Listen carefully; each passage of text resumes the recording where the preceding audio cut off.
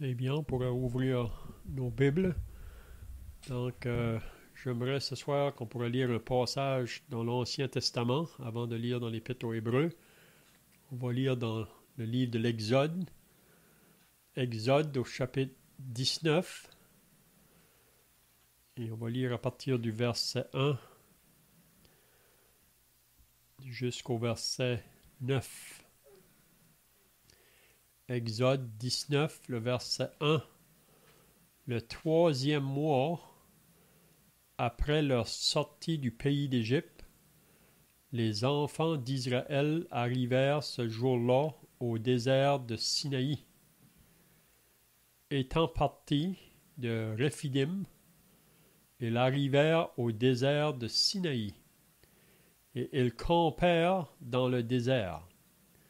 Israël campa là, vis-à-vis de la montagne.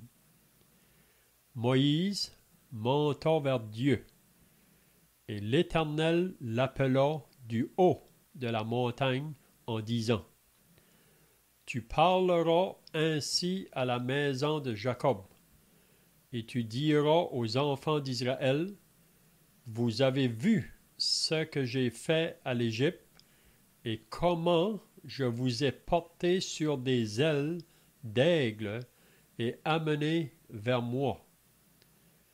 Maintenant, si vous écoutez ma voix, et si vous gardez mon alliance, vous m'appartiendrez entre tous les peuples, car toute la terre est à moi. Vous serez pour moi un royaume de sacrificateurs et une nation saine. Voilà les paroles que tu diras aux enfants d'Israël. Moïse vint appeler les anciens du peuple, et il mit devant eux toutes ces paroles comme l'Éternel le lui avait ordonné. Le peuple tout entier répondit: Nous ferons tout ce que l'Éternel a dit. Moïse rapporta les paroles du peuple à l'Éternel, et l'Éternel dit à Moïse: Voici, je viendrai vers toi dans une épaisse nuée, afin que le peuple entende quand je te parlerai, et qu'il ait toujours confiance en toi. Moïse rapporta les paroles du peuple à l'Éternel. On va aller au chapitre 20 aussi, à partir du verset 18. Chapitre 20, le verset 18. Tout le peuple entendait les tonnerres et le son de la trompette. Il voyait les flammes de la montagne fumante. À ce spectacle, le peuple tremblait et se tenait dans l'éloignement. Ils dirent à Moïse: Parle-nous toi-même, et nous écouterons. Mais que Dieu ne nous parle point, de peur que nous ne mourions. Moïse dit au peuple: Ne vous effrayez pas, car c'est pour vous mettre à l'épreuve que Dieu est venu, et c'est pour que vous ayez sa crainte devant les yeux, afin que vous ne péchiez point. Maintenant, on va aller dans l'Épître aux Hébreux. On va aller au chapitre 1 pour commencer. L'Épître aux Hébreux au chapitre 1 et le verset 1. L'auteur de l'Épître aux Hébreux commence par dire: Après avoir autrefois, à plusieurs reprises et de plusieurs manières, parlé à nos pères par les prophètes, Dieu, dans ces derniers temps, nous a parlé par le Fils, qu'il a établi héritier de toutes choses, par lequel il a aussi créé le monde. Maintenant, on va aller Hébreux 12. Et on lit à partir du verset 25. Hébreux 12, le verset 25. Ici, c'est vraiment le dernier avertissement que l'auteur de l'Épître aux Hébreux donne à ses croyants à qui il écrit là. Puis on croit que c'est aussi pour nous aujourd'hui. Il y a 7 avertissements que l'auteur de l'Épître aux Hébreux a donnés aux enfants, à ceux à qui il écrit. Ici, c'est vraiment son dernier avertissement. Donc, le verset 25, il va dire « Gardez-vous de refuser d'entendre celui qui parle. Car si ceux-là, donc ceux qui sont associés à l'ancienne alliance, ceux qui étaient associés au peuple d'Israël, si ceux-là n'ont pas échappé, qui refusèrent d'entendre celui qui publiait les oracles sur la terre, combien moins échapperons-nous si nous nous détournons de celui qui parle du haut des cieux. Lui, dans la voix alors, ébranla la terre, et qui maintenant a fait cette promesse. Une fois encore, j'ébranlerai non seulement la terre, mais aussi le ciel. Ces mots, une fois encore, indiquent le changement des choses ébranlées, comme étant faites pour un temps, afin que les choses inébranlables subsistent. C'est pourquoi, recevant un royaume inébranlable, donc ça c'est nous qui sommes associés avec l'Église, le corps de Christ, nous qui sommes associés à la nouvelle alliance, c'est pourquoi, recevant un royaume inébranlable, montrant notre reconnaissance en rendant à Dieu un culte qui lui soit agréable, avec piété et avec crainte, car notre Dieu est aussi un feu dévorant. On peut peut-être rentrer dans le chapitre 13, mais je ne sais pas si on rentre là ce soir, mais on va lire peut-être les 6 premiers versets. Il dit « Persévérez dans l'amour fraternel. N'oubliez pas l'hospitalité, car en l'exerçant, quelques-uns ont logé des anges sans le savoir. Souvenez-vous des prisonniers, comme si vous étiez aussi prisonniers, de ceux qui sont maltraités, comme étant aussi vous-même dans un corps. Que le mariage soit honoré de tous, et le lit conjugal exempt de souillure, car Dieu jugera les impudiques et les adultères. Ne vous livrez pas à l'amour de l'argent, contentez-vous de ce que vous avez, car Dieu lui-même a dit, « Je ne te délaisserai point, et je ne t'abandonnerai point. » C'est donc avec assurance que nous pouvons dire, « Le Seigneur est mon aide, je ne craindrai rien, que peut me faire un homme? » Donc c'est tout ce qu'on va lire dans la parole de Dieu.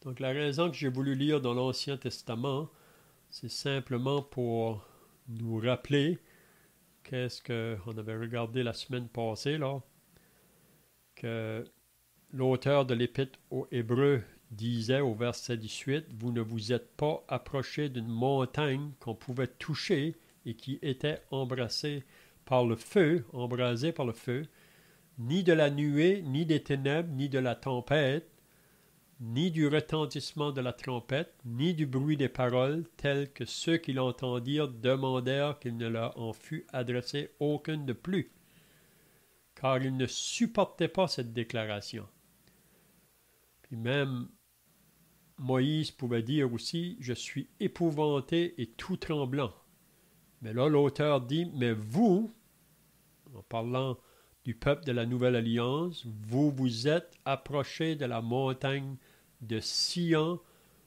la cité du Dieu vivant. » Donc, qu'est-ce que l'auteur de l'Épître aux Hébreux veut souligner dans toute son épître, vraiment, qu'en étant dans le Seigneur Jésus-Christ, nous avons tout. Il est le meilleur, il est le supérieur. Même si on avait lu dans le chapitre 1 de l'Épître aux Hébreux, ça dit qu'il est plus grand que les anges dans sa divinité. puis même il est plus grand que les anges dans son humanité. Puis tout le long, c'est ça que l'auteur de l'Épître aux Hébreux veut souligner, que en Jésus, nous sommes plus. Nous avons le tout vraiment. C'est ça qu'il veut nous faire comprendre. Mais le problème, c'est qu'il y avait des personnes qui étaient autrefois parmi ces croyants-là, mais qui se sont détournés pour retourner dans le judaïsme. Vraiment, ils retournaient avec quelque chose qui est moins que le Seigneur Jésus-Christ. Parce que le judaïsme était associé avec l'ancienne alliance, c'était vraiment sous le terrain de la loi, puis c'était les hommes vraiment. Donc ils retournent vers ce qu'ils avaient professé connaître, mais on avait pu voir là que ces gens-là qui sont retournés, ils ont vraiment commis cet acte d'apostasie. Donc on croit que c'est des personnes qui n'ont jamais été nées de nouveau, mais qui ont quand même goûté vraiment les vérités concernant la bonne nouvelle, concernant l'Évangile, mais qui se sont détournés. Puis c'est comme si ils ont juste comme piétiné ce qu'ils avaient professé avoir. Mais ces personnes-là, le jugement va être beaucoup plus sévère. On peut voir ça, là, même il nous dit ça dans le chapitre 10. Donc ce soir, qu'est-ce qu'on va voir? C'est le dernier avertissement que le Seigneur donne à ses croyants, que l'auteur de l'Épître aux Hébreux donne à ses croyants de l'Épître aux Hébreux. Donc il va leur dire, gardez-vous de refuser d'entendre celui qui parle. Donc c'est un avertissement. Donc c'est solennel. Donc quand Dieu a parlé à son peuple sous l'Ancien Testament, même le peuple avait dit, nous allons faire tout ce que tu vas nous dire, mais vous savez bien que le peuple d'Israël a pris un chemin complètement contraire de ce que Dieu nous avait dit de faire.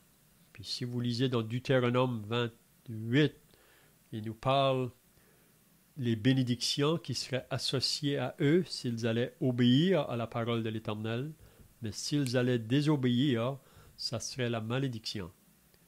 Puis vraiment, ils ont pris le chemin de la désobéissance. Puis Dieu a dû agir à plusieurs reprises là, sur le peuple d'Israël, même en jugement. Donc ici, en parlant à nous qui sommes associés au peuple de la Nouvelle Alliance, il nous dit de gardez-vous de refuser d'entendre celui qui parle. Donc, nous sommes associés avec le Seigneur Jésus-Christ. Nous sommes associés au temps de la grâce. Mais il y a quand même un avertissement pour nous qu'on devrait faire attention à celui qui nous parle. On ne peut pas être négligent ou nonchalant, si on peut dire, face aux enseignements de la parole de Dieu, parce que si on prend un chemin de désobéissance, comme Dieu a dû agir avec le peuple de l'Ancienne Alliance, il va aussi agir, pour agir aussi sur nous, dans nos vies. Parce qu'il dit, car si ceux-là n'ont pas échappé, qui refusèrent d'entendre celui qui publiait les oracles sur la terre, combien moins échapperons-nous si nous nous détournons de celui qui parle du haut des cieux. Puis il nous fait comprendre que nous, on est associés avec un royaume qui est inébranlable. Vous savez, toutes les choses associées à ce monde, un jour, ça va tout être ébranlé. Oui? Mais le royaume dans lequel on est associé, c'est un royaume qui est inébranlable. Il y a plusieurs royaumes qui ont existé sur la terre. Vous savez, des empires même. On prend l'exemple du royaume de Babylone. C'était Nebuchadnezzar qui était le roi. Puis ces empires-là, à un moment donné, ils ont été sous le jugement de Dieu. Puis plusieurs autres empires. Mais le royaume dans lequel nous, on est associé avec, c'est un royaume inébranlable. Puis là, il nous exhorte au verset 28. Mais j'en dirai pas plus, là. Je vois que le temps passe. Donc, si les frères ont des pensées, là, à partir du verset 25, vous pouvez le faire connaître.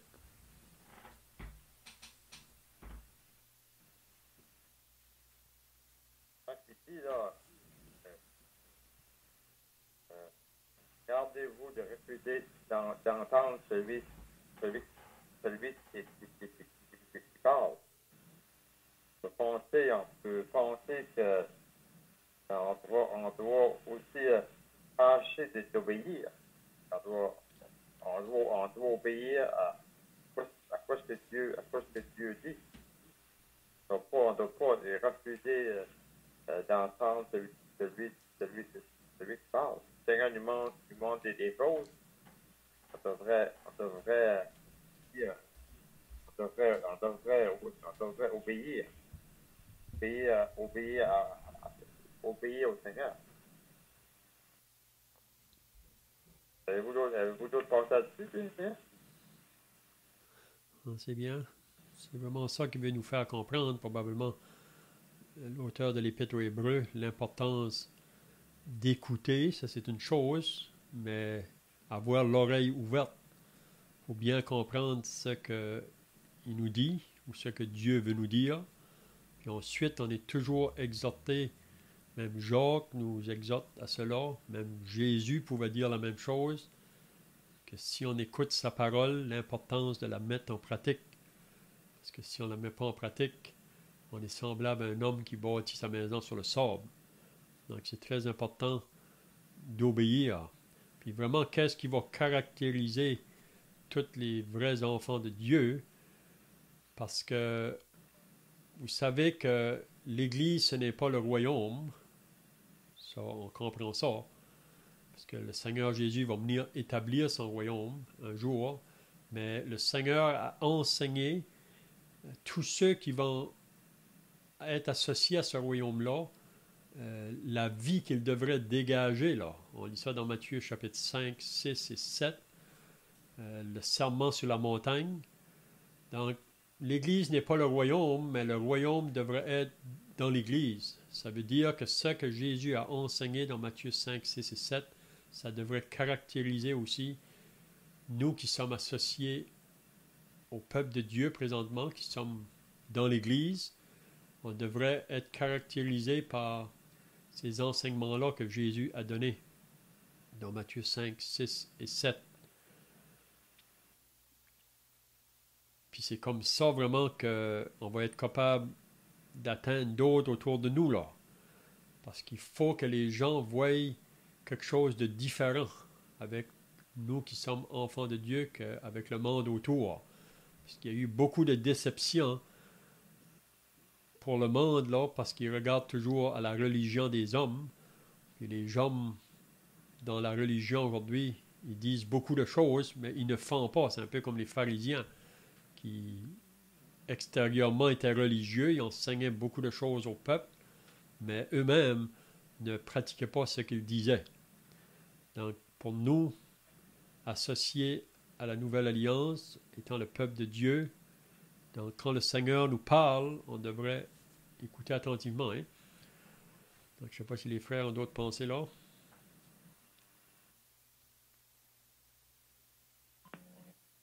On sait qu'aujourd'hui, on n'entend pas la parole, on n'entend pas Dieu parler des dieux, comme dans l'Ancien Testament. Dans l'Ancien Testament, ils entendaient vraiment la voix de Dieu. Puis Dieu a utilisé des hommes aussi pour transmettre son message. Aujourd'hui, on a la parole en entier. Comme se dit dans 2 Timothée 3, verset 16, toute l'écriture est inspirée de Dieu et utile pour enseigner, pour convaincre, pour corriger, pour instruire dans la justice. La parole de Dieu peut faire plusieurs choses avec nous. Parfois, on a besoin d'être enseigné. Parfois, il faut qu'on soit convaincu, qu'on soit corrigé, qu'on soit instruit.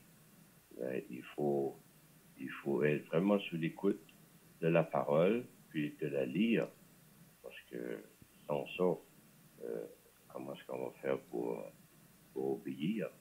Et on sait aussi que comment la lecture personnelle est importante. Parce qu'on sait aussi beaucoup vont prendre des portions de l'écriture, puis ils vont dire que ça, c'était pour ce temps-là. Ou d'autres portions, ben, ça, c'est pour nous. Ben, toute la parole de Dieu est importante pour nous aujourd'hui, de la lire attentivement, de vouloir l'obéir.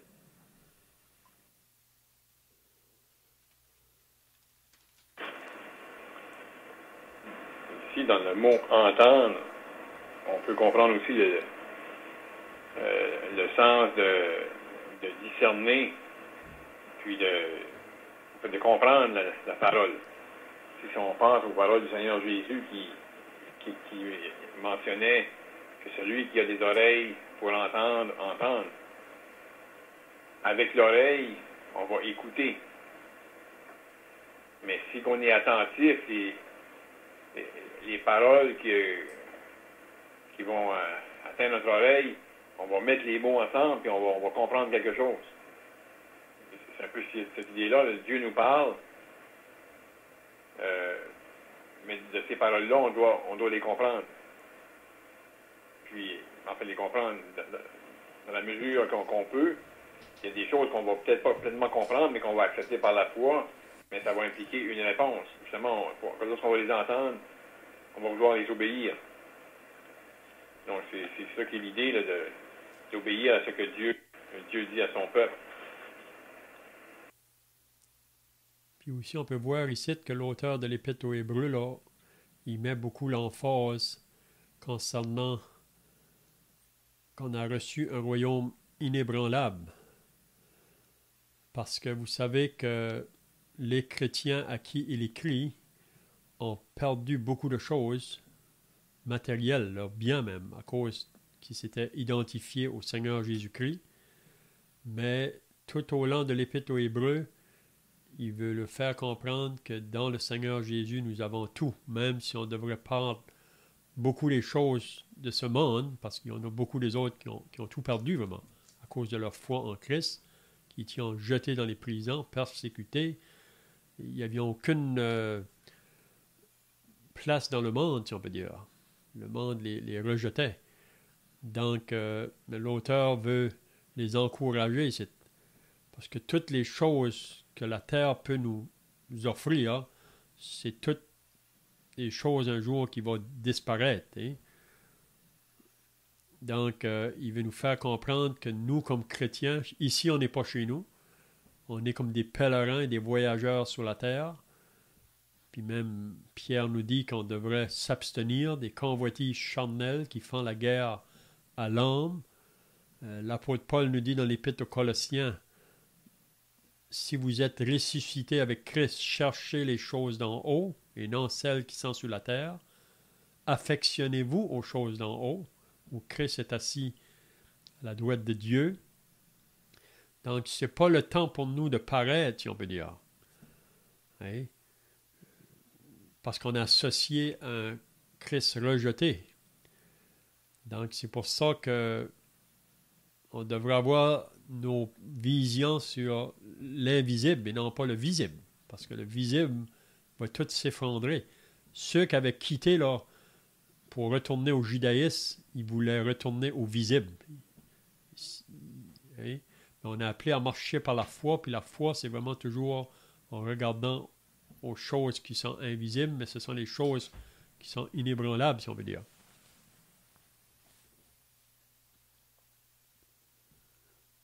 Donc le verset 28, quand il dit « C'est pourquoi recevant un royaume inébranlable, montrant notre reconnaissance en rendant à Dieu un culte ou une adoration qui lui soit agréable. » Puis on sait qu'on est appelé à adorer Dieu en esprit et en vérité, mais aussi il nous demande d'être dans une bonne condition pour faire cela. Vous savez qu'on vit dans un monde aujourd'hui qui prétend adorer Dieu. Vous savez, les enfants d'Israël, quand ils ont fait le veau d'or pour eux, ils adoraient. Mais ils n'adoraient pas le vrai Dieu, ils adoraient un idole. Puis ils étaient associés à beaucoup de réjouissances autour du veau, mais ce n'était pas une adoration qui plaisait à Dieu, parce que ça vient détourner de Dieu. Donc on peut dire, même par la suite, qu'ils sont mis dans toutes sortes de réjouissances dans le péché, là.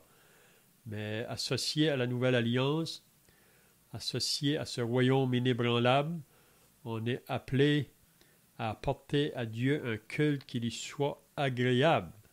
Puis si vous vous rappelez dans Romains 12, Paul exhorte les chrétiens en leur disant « Je vous exhorte par les compassions de Dieu à offrir vos corps comme un sacrifice vivant à Dieu, saint, agréable, ce qui sera de votre part un culte raisonnable. » Ensuite, il nous dit de ne pas se conformer au siècle présent. Donc, il ajoute deux mots là, à la fin ici, là, quand il dit un culte qui lui soit agréable avec piété. Donc, on devrait être dans une condition de piété, puis aussi dans une condition de crainte de Dieu. Pas avoir peur de Dieu, mais c'est une crainte respectueuse.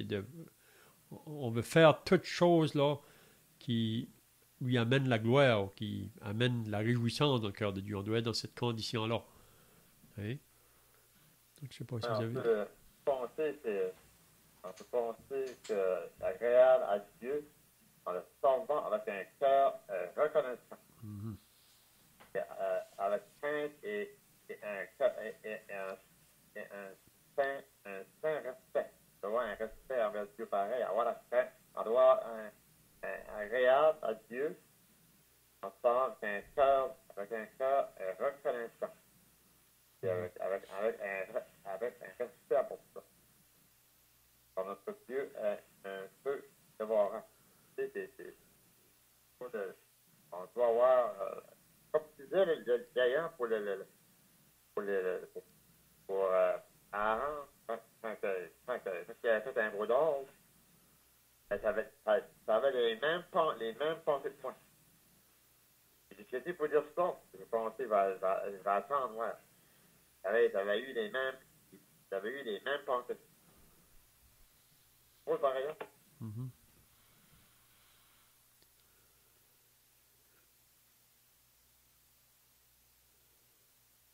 Parce que dans le monde aujourd'hui, il y a beaucoup de gens qui appellent Jésus leur Seigneur. Beaucoup de gens qui sont associés à la religion, même qui vont à leur église à toutes les semaines. Ils prétendent être des adorateurs. Mais vous savez que Jésus a dit que ce ne sont pas tous ceux qui me disent Seigneur, Seigneur qui entreront dans le royaume des cieux, mais c'est celui-là seul qui fait la volonté de mon Père qui est dans les cieux. Donc, puis la raison qu'il va leur dire, après qu'ils vont dire, là, Seigneur, on a parlé en ton nom, on a chassé des démons en ton nom, on a fait des miracles, il va dire, je vous ai jamais connu, vous qui commettez l'iniquité. Donc, associé à une religion, on peut être religieux le dimanche, on peut avoir des paroles qui paraissent vraiment que Dieu accepte, mais dans la vie de chaque jour, on vit dans une vie d'impiété, une vie avec aucune crainte de Dieu. Mais quand ça vient à l'enfant de Dieu, à ceux qui sont associés à l'Église comme corps de Christ, on est appelé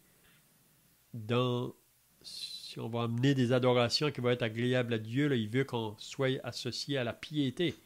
C'est une vie d'attachement à Dieu. Hein? La piété, on dit que Enoch était l'homme qui marchait avec Dieu, puis il était agréable à Dieu. Puis aussi la crainte. Et on vit dans un monde aujourd'hui qui n'a aucune crainte de Dieu. Hein? C'est pour ça qu'il dit que notre Dieu est aussi un feu dévorant. Donc, on a affaire vraiment avec ce Dieu-là, là.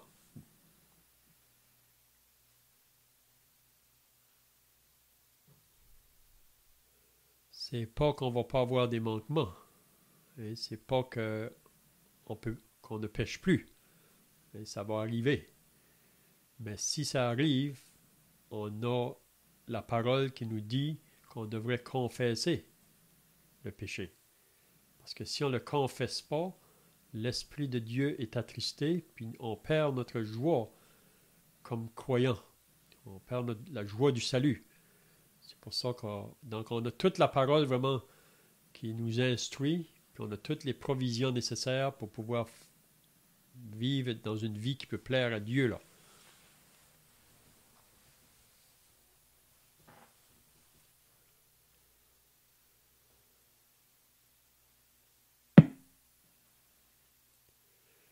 Je ne sais pas si les frères ont d'autres choses là, jusqu'au verset 29. Là. Je ne sais pas si vous avez d'autres choses à ajouter.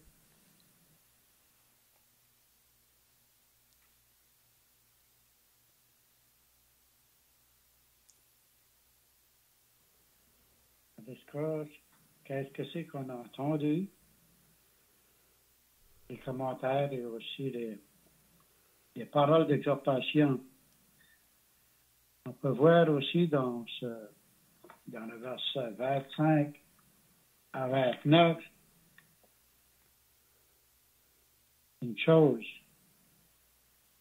Que Dieu nous parle personnellement dans nos cœurs. Des fois, on va dire, oui, ben pourquoi il ne fait pas ci, puis pourquoi il ne fait pas ça. Ça, c'est, s'il n'agit pas, puis il n'écoute pas, parce que c'est que la parole de Dieu m'en pratique, il va avoir rendre compte à Dieu pour lui-même. Mais si moi, que Dieu me parle, puis me montre une chose, que je veux obéir, c'est moi qui vais être béni dans mon obéissance. Si j'ai la crainte de Dieu va porter à obéir. Et si je n'ai pas la crainte de Dieu, je vais avoir un cœur attiré par les choses de ce monde. On a cette nature-là. Mais si que je m'approche du monde, je m'éloigne de Dieu. Comme que je disais au souper, dans la prière, l'homme ne vivra pas de pain seulement, mais de toute parole qui sort de la bouche de Dieu. Si je veux me sanctifier pour le Seigneur, comme qu'on a entendu dans l'étude ce soir, on va se nourrir de la parole. Mais si je ne me nourris pas, il y a d'autres choses qui vont prendre place. Que Dieu nous préserve.